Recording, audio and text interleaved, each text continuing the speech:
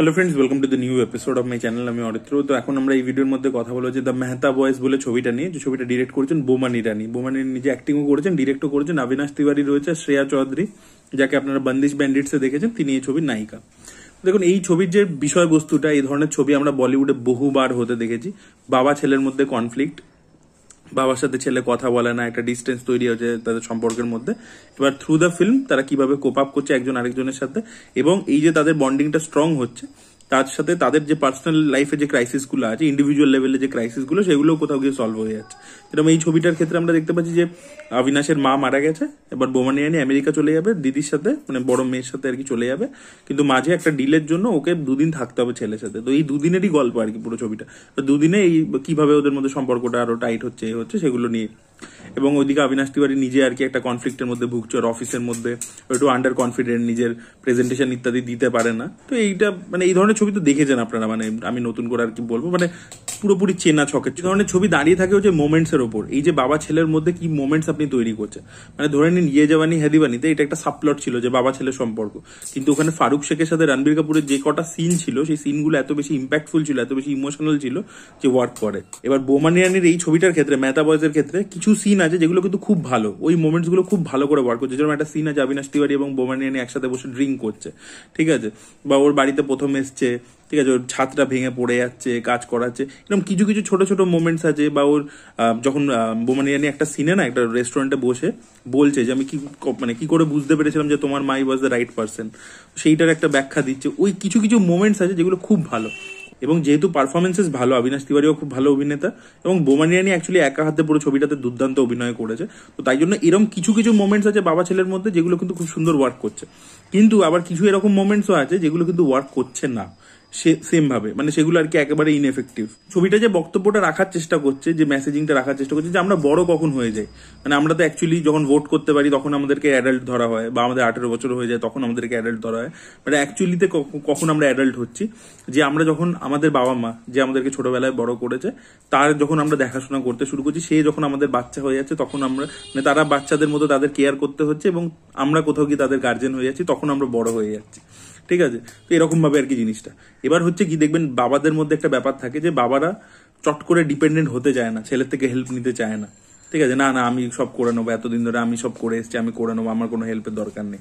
এবং ছেলেরা অনেক সময় এই যে বাবাকে দেখতে হবে, ঠিক আছে, সেটার যে একটা বার্ডেন, ঠিক আছে, যে আমার উপর চাপ পড়ে যাচ্ছে, আমাকে সব সামলাতে হবে, এই এই কনফ্লিক্টটার উপরেই এই ছবিটা দাঁড়িয়ে আছে, ঠিক আছে।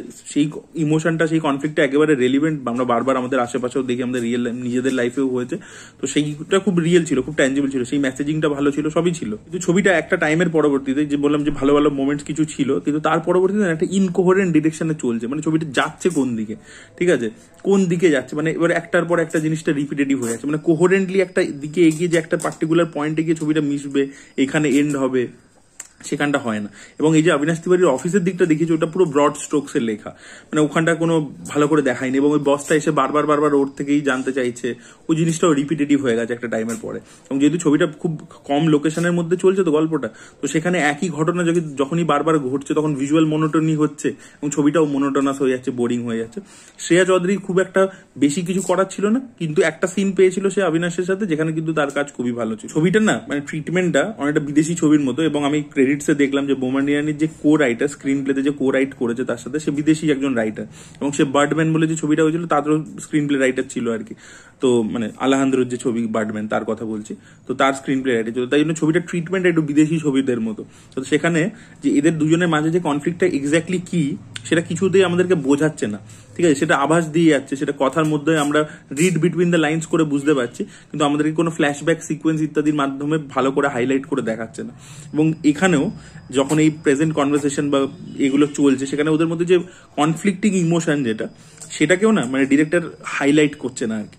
তো এই জন্য ছবিটা হয়ে গেছে কি, যে মানে ছবিটার যে বিষয়বস্তু ছিল, এই যে আমি ইয়ে জাওয়ানি হ্যায় দিওয়ানির প্রথমে এক্সাম্পল দিলাম, ওই ছবিটার জিনিসটা মানে ইমোশনটাকে হাইলাইট করা আছে ডায়লগস এর মাধ্যমে বা মিউজিকের মাধ্যমে। এখানে ইমোশনটা আর কি খুব সাটেল, ঠিক আছে, এবং কোথাও গিয়ে হাইলাইটেড হচ্ছে না। এবং তার সাথে যেহেতু জিনিসটা একটা টাইমের পরে একই জিনিস ঘুরছে ফিরছে, রিপিটেটিভ হয়ে যাচ্ছে, তাই জন্য ছবিটা অতটা আর কি মানে এক্সেপশনাল ছবি যে দেখলাম আর হেভি একদম মনে গেঁথে গেল, সেই জিনিসটা হয় না, যেহেতু ইমোশনটা একটা টাইমের পরে মানে ইমোশনালি ইনার্ট ছবিটা কিছুটা ক্ষেত্রে।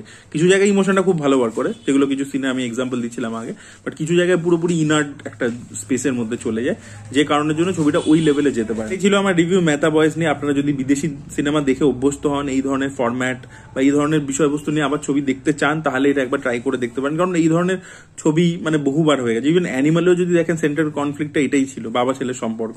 তো এই রকমের ছবি বহু হয়েছে বলিউডে, তো চাইলে আপনারা আরেকটা ওই ধরনের ছবি দেখতে পারেন।